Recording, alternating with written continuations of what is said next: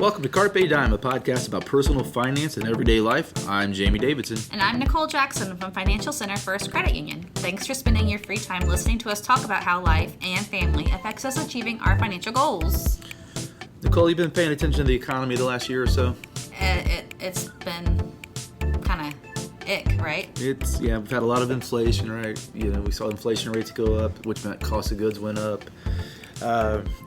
Interest rates went up on savings accounts. Well, you went straight to it. I love that. I'm sorry. I was thinking, interest rates went up on, loans. But yeah, you did. You said that right there. The savings rates have gone up. And a lot of people, they see what happens with inflation. They're upset about that. They're upset about lending rates, which I understand. But they don't see the other side. Right. And that's today. It's that silver lining. The silver lining. Yes, this is true. However, this is also true. Right. So that's really what we're going to talk about today is, savings accounts and savings rates, because right now is a great time to save. Achieving a gorgeous grin from home isn't a total mystery with Bite Clear aligners. Just don't be surprised if all of your sleuthing friends start asking, "What's your secret?" Begin by ordering your at-home impression kit today for only $14.95. Bite Clear aligners are doctor-directed and delivered to your door. Treatment costs thousands less than braces. Plus, they offer flexible financing, accept eligible insurance, and you can pay with your HSA FSA. Get 80% off your impression kit when you use code WONDERY at Byte.com. That's BYTE.com. Start your confidence journey today with Byte.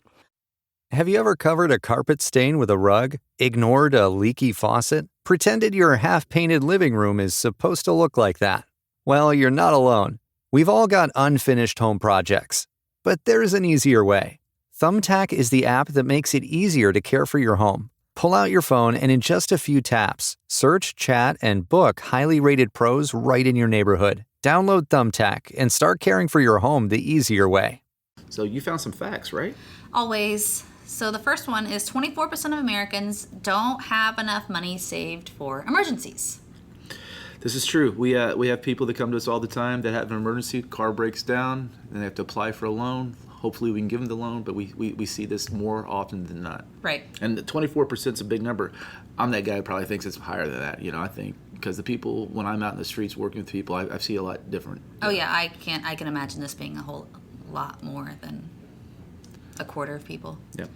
The next one, 37% reported having at least a month's worth of income in emergency savings. Again, that seems higher than it probably is. Well, it's funny because people think, I have a month's, savings, right, in case I lose my job. But then we saw COVID happen, and you needed money for not just 1 month, maybe 2, 3. I mean, we saw so many industries that closed down, right? Right. A lot of the financial advisors out there and financial wellness coaches say you should have at least 3, if not 6 months saved. So right, if you have 1 month, that's great, but we're all still kind of behind that curveball. And as you see, not everybody has that. And kind of in the same vein, 39% report that they have less than a month's worth of income. Yeah, unfortunately, that is true. I know we also looked up some CD rates, so also known as certificates of deposits, for those of you out there in the credit union world. Right. Going back to before I was born, in December of 1980, CDs averaged a rate of 18.65%, which was the highest in history. Great rates. But we were going through some little higher inflation there at the end of the 70s and early 80s. So were we? We were, yeah. Oh, okay. Yeah. You weren't there, but I was. I was 10. I was such a knowledgeable economic. I bet you were. Yeah. Yeah. Well, in 2020 and 2021, CD rates remained low, between 0.1 and 0.2%. Yeah, so after 1980, we saw them start to go down, and then, man, they really bottomed out during COVID, where you weren't paying anything on certificates of deposits. Right. But the good news is, because we're talking about inflation and interest rates, what's going on now? Well, as of May 2023, those rates have reached 5.15%. Okay, those are good rates. I mean, what I've seen since I've been in the banking industry, these are really good rates. So they really are. So I'm calling people saying, "Hey, do you see these rates?" And they're like, "What?" So the 18.65. I don't think we're going to get back to that. If you get back to 18.65, that means your lending interest rates are going to be extremely high, and we don't really want that either. It's one of those things you got to even it out a little bit, right? Mm-hmm. So as we're talking about savings, Nicole, how do you think most Americans get their savings built up? Well, I kind of cheated here. I've got another fact related to this. According to a survey from just March of this year by Forbes Advisor, 44% of Americans use their reoccurring transfers or automatic transfers to save automatically without even knowing that they're taking that hit. When we meet with people, that is key. We always say, set up automatic deposit or transfer. Love it. Another one is 38% allocate a portion of their pay directly to their savings account. Very good. 35% manually transfer those funds. And then you got some people who they do both. Do the combination. Yeah. I'm a combination guy. Yeah, because I like to control it a little bit too much, I guess. So, but we have seen any person we work with that we try to help build their savings, direct deposit a portion of their check straight to the savings account. That's the winner. We always see progress with that. So Right. If you are not having a direct deposit or an automatic transfer going to a savings account, that's one of the first steps you want to do. So, very good. So, the title is 6 Ways to Save. So, we're going to talk about 6 ways to save. Nicole, what is our first one? Well, it sounds kind of like a really basic one, but your special savings accounts. Oh, special, huh? Yeah, they're special. There's an account that you can set up for a specific savings goal, or, really, that's what it is, a specific savings goal that you have. It Yeah. can be Christmas, it can be a vacation, it can be dental work, it could be a new car. Whatever you want to do Whatever. that's fun, right? Yeah. Yeah. That you're not Doesn't gonna have do, to be like, fun. Yeah. And you're going to put it in over time. Yes. So I think what we want to talk about real quick on this is, so most of us should just have a normal savings account and a checking account. Right. So now we're talking about opening a secondary account, and we call it here at the Credit Union a special savings account. And we see people save for the holidays, like you said, the vacation, the braces, something else. The pros about this, it may pay a little bit higher rate of return. So it's going to have a little higher interest rate on it. It's liquid, which means you can get to your money if you need to. And very rarely there's a no or low minimum balance required. So you're not saying, hey, you have to maintain a $500 balance in this or you're going to get Right. penalized. That being said, when you have pros, sometimes you have cons. Did you find any cons? Just limited access, you don't want to get into it all the time. You can't get into it all the time, really, and the fees that are Yeah, associated if with you it. get into it, there's going to be a fee. It's sort of Right. like that's why you're doing it, so you don't get into it. Sort of a little smack on the wrist. Don't keep getting in there. Yep. So I know here at our credit union, you can get into it twice a year. Okay. And if you try to get it, after more than twice a year, there's a fee for that. So I actually use this savings because I do the 52-week challenge, where the first week of the year I put $1 into this account, second week $2. By the last week of the year, it's $52, and I saved $1,260 this way. I'm excited because on January 1st, I now have $1,260 to go do what I want to do with it. And that's where you're doing the manual transfer to your savings account, That's right? right. Yeah. And I'm hiding that from everybody else. No, it's usually what we just use it for something fun. So, what's the next one, Nicole? Money markets. And what is that? It's a savings account that pays a competitive interest rate based on rates for borrowing. Okay. So, money market. So we've got savings account, special savings account, and now the money market. So we found the pros. Really, with money markets, you're going to get paid a higher interest rate. Okay. You still can access your money easily, but you're going to have limited number of times you can do that. So I just threw a con in there, but it did. Another pro is it's low risk. It's basically no risk, and these are federally insured, which was always a nice thing, right? We actually saw this about 3 months ago with bank issues out in Silicon Valley. People were very concerned about that. Great news is money markets are going to be federally insured. Did you find any cons? You kind of already mentioned it, your withdrawal limitations about only being able to get into it a couple times a month, and minimum balance requirements that would be associated with. Yeah, money markets, a lot of times you see there's going to be a minimum balance of $500 sometimes. Some places maybe a little bit less, but a lot of times it's $500 or more. And the thing with money markets is, we see a lot of personal, use with money markets, but money markets are also a great vehicle if you have a business where you have money sitting on the side and you only need to access it maybe once or twice for payroll, but you have a large amount because the rates on them are much higher than a special savings account or a regular savings account. So it's a good vehicle right now for businesses to earn that interest on their rate of return. So real quick, the difference though between the special savings and the money market is the amount of times you can get into it. Yes, the amount of times you can get into it, right? Right. But also a minimum balance. Got it. All right, what's our third one? certificates of deposit, Yeah. or a CD. Oh, I have CDs out in my car. I bet you do. I do. A lot of us are just using Bluetooth and, our Oh, phones. Oh, wow. No. Oh, certificates of deposit CDs. Gotcha. yeah. Got that. So we're talking about savings products. Sorry, I had a flashback there. 8 tracks.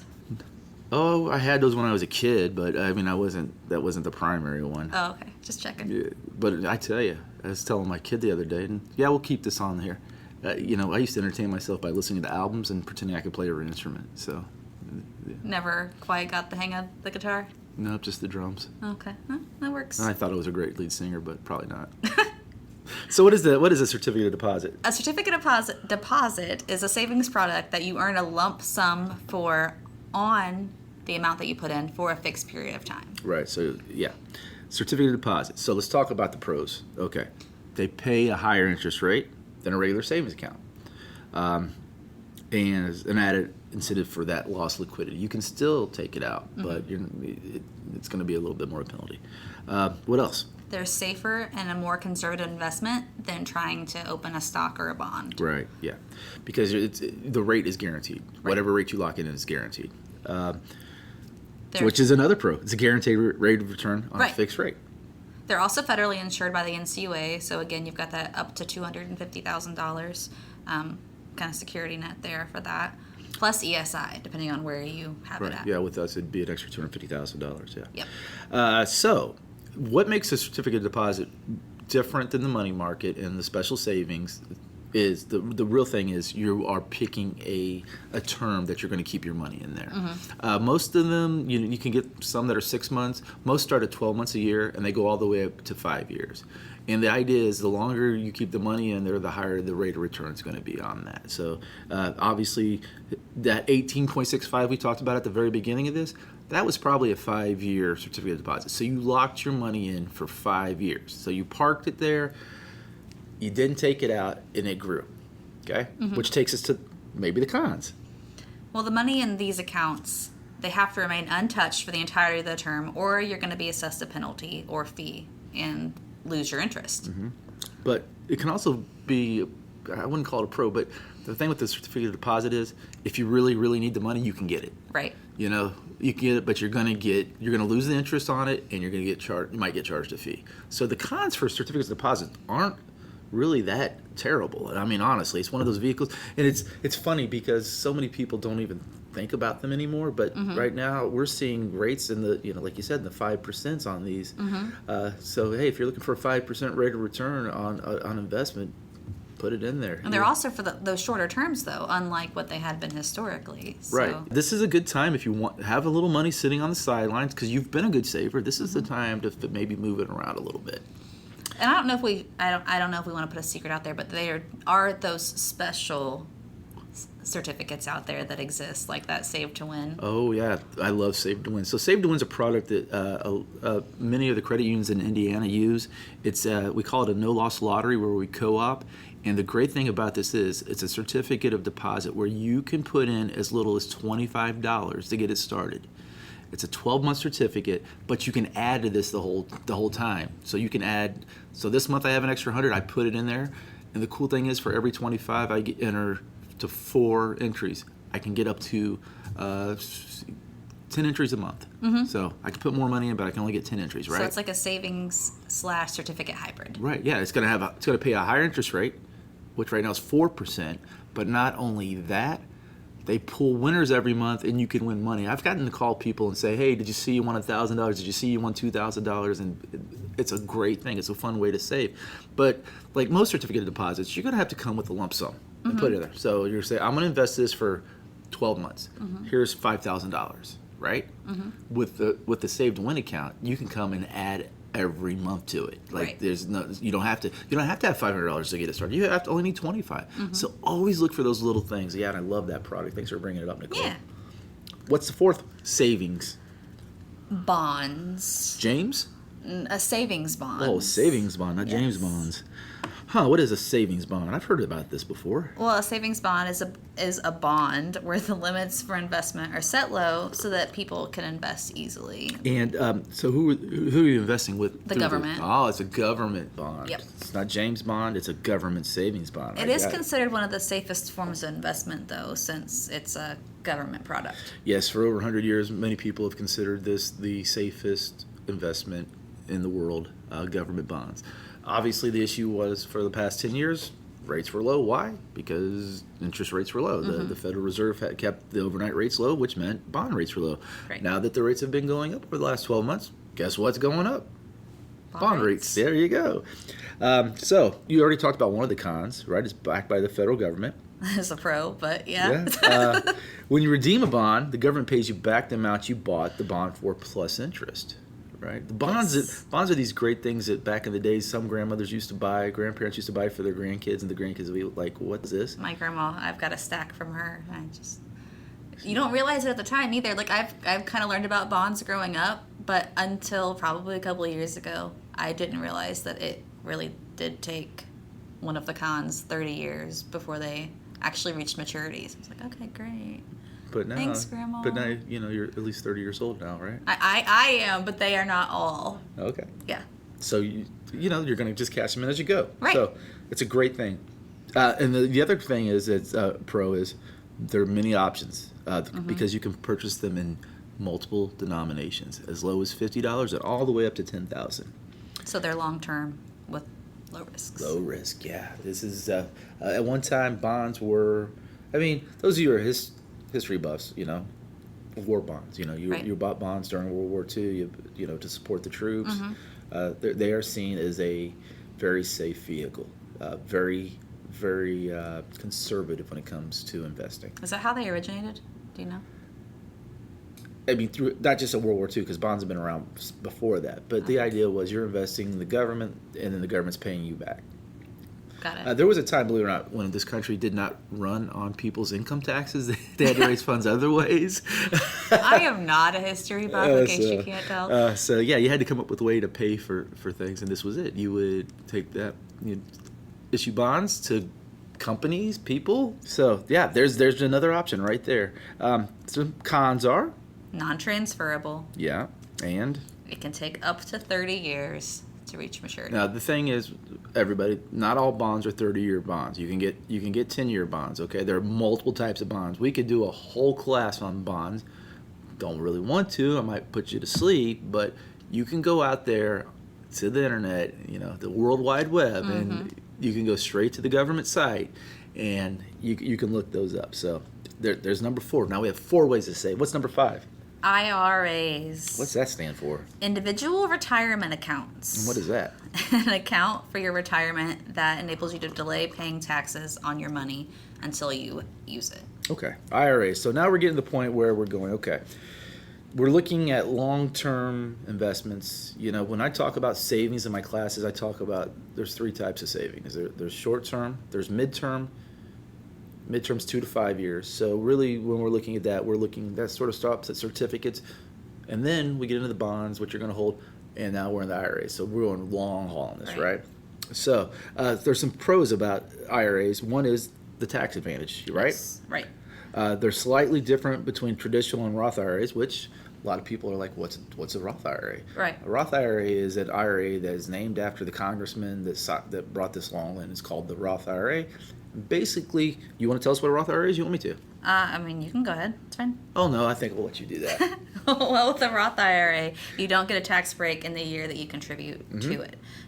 But any growth and distributions that you take in retirement that meet whatever the IRS's rules are at that time would be a qualified distribution and be tax-free. Yeah, our guy Matt Tilker loves Roths. Everything he loves is Roth. So basically what that is, we'll put that in layman's terms, is this.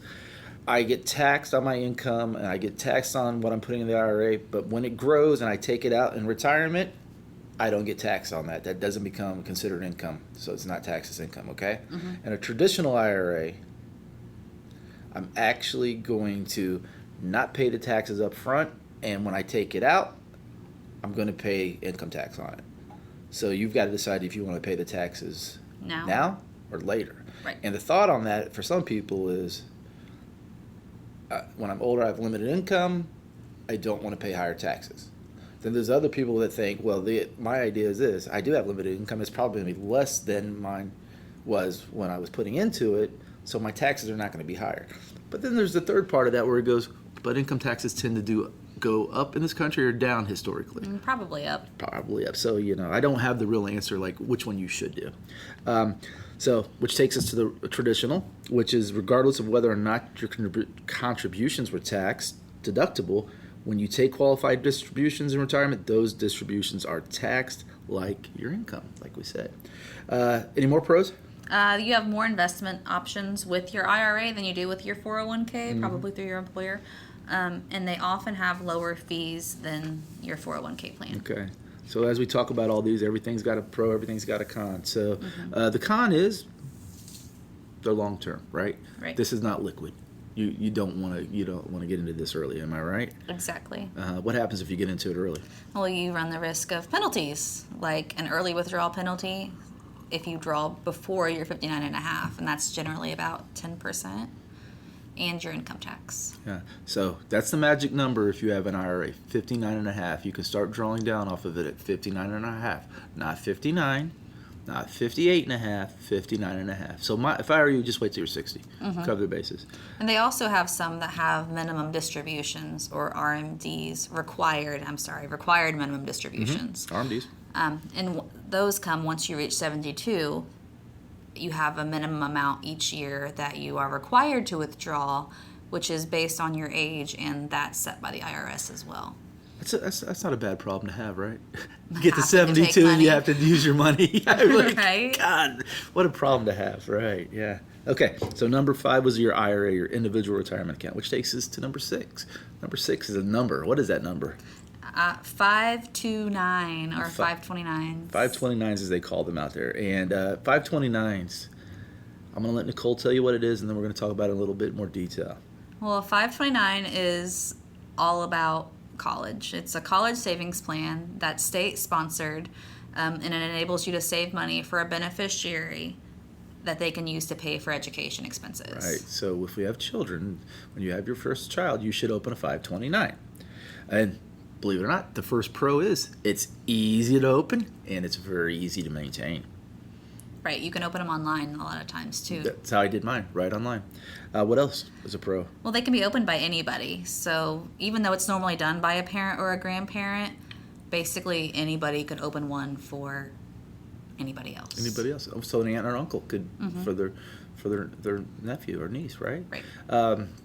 Yeah, and it's funny because my kids are 23 and 21 and 11. And I used to tell my parents and in-laws open a 529, but they just bought them junk, Right. junk. My house is full of junk, and I'm just like, if you had bought that, your granddaughters and your grandson wouldn't have had to get as many education loans, right? Did they invest in Beanie Babies, though? I don't know. Yeah, right. That's a funny one, though. That's a good one. These are also tax-free distributions for qualified investment expenses. So once you take them out, you're not going to pay taxes on it, right? Right. What else? They are tax-deductible contributions. Yeah, so when you go to do your income taxes, you do your taxes every year, this is going to be like you did a donation contribution. I know in Indiana, you can get a 20%, it's a 20% tax credit up to $1,000. So if you put $5,000 into this, you can get a $1,000 tax credit. So each state, though, is going to have a different number there. So don't quote us on your state.